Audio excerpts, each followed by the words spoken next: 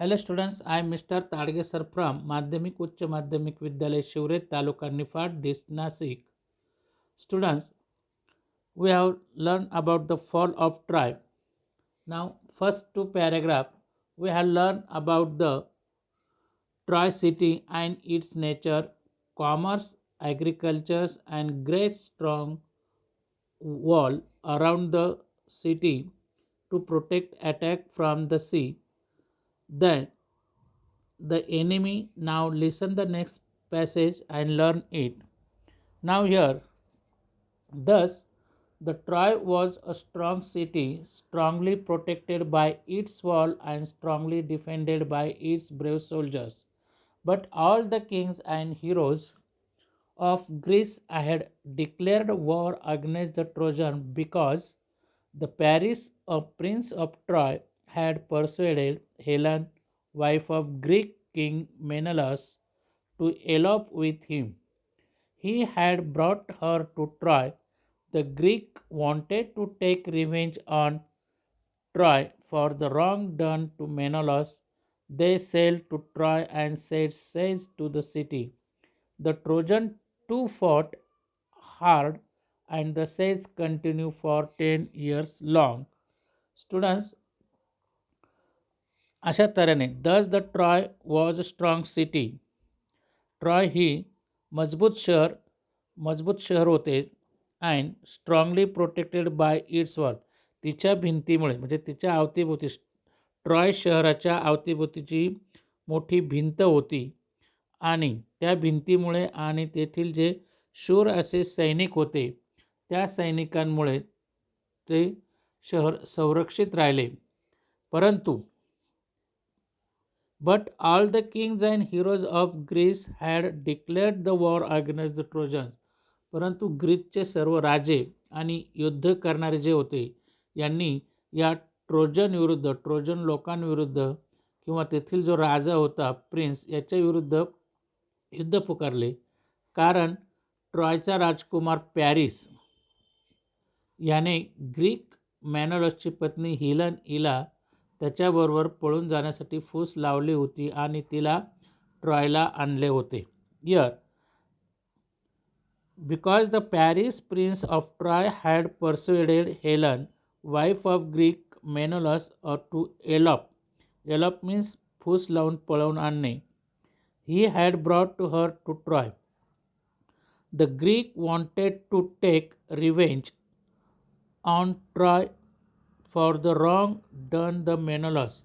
आणि मेनोलसची केलेल्या या दुष्कृत्याबद्दल ग्रीक लोकांना ट्रॉयचा सूट घ्यायचा होता. ते समुद्रामार्गे ट्रॉयला आले होते. The Trojan too fought hard and siege continue for 10 years. आणि त्या शहराला त्यांनी वेढा घातला होता. या ग्रीक लोकांनी त्या पूर्ण शहराला वेढा घातला होता आणि ट्रोजन लोकही. then they sailed to Troy and said to the city. The Trojan too fought hard. हे ट्रोजन लोकही खूप धैर्याने लढले. then the siege continued for 10 years long. आणि 10 वर्ष त्या शहराभोवती या ग्रीक लोकांचा वेढा चालू राहिलेला होता. The fighting went on daily but the siege did not end. आता ती लढाई दररोज चालू होती. फायटिंग वेंट ऑन डेली, दररोज लढाई सुरू होती परंतु तो वेढा काही शेवटपर्यंत उठला नाही. On the one hand the Greek could not take city and on the other hand Trojan could not face them sail away.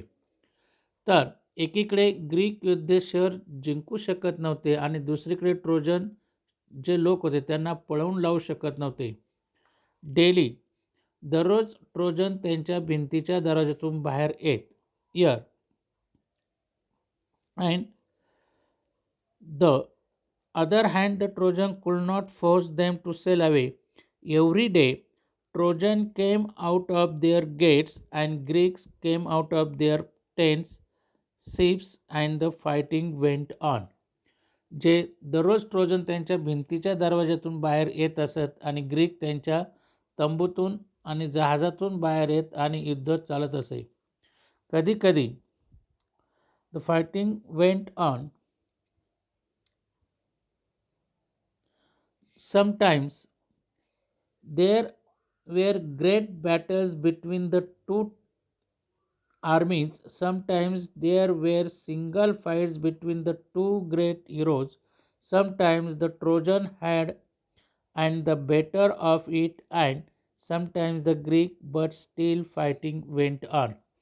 कधी कधी दोन्ही सैन्यात मोठ्या लढाया होत, कधी कधी दोघा शूरवीरांमध्ये, कधी दोघांमध्ये तर कधी सैन्यांमध्ये तर कधी दोघांमध्ये हे द्वंद्व युद्ध होत असे. त्यात कधी कधी ट्रोजन लोकांची सरशी होत असे तर कधी ग्रीक लोक जिंकत असे, परंतु तरी लढाई चालूच होती.